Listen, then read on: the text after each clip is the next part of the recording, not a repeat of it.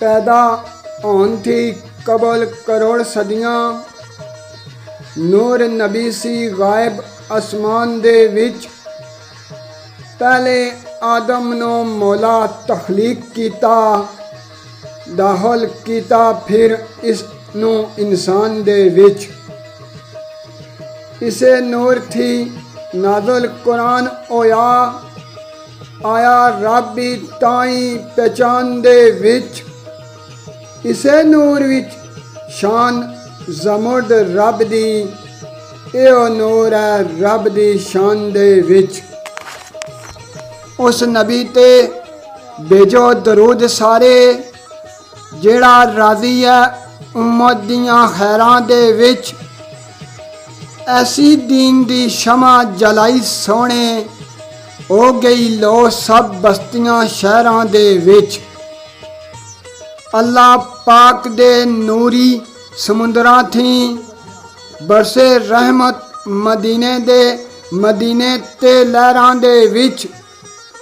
सारी दुनिया दी जन्नत ज़मुर्द रब ने रखी सोने मुहम्मद दियां पैरां दे विच। उस नबी दी शान जई शान किस दी, आंदी खुशबू रही जिस दे पसीने विचों। नासी रब दी जान पहचान किधरे, ओ भी दिसया उस अरबी आईने विचों।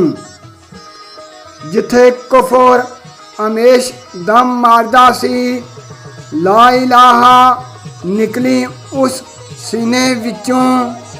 अल्लाह मक्के इदालत ज़मुर्द करदा, नबी फैसले देंदे मदीने विचों।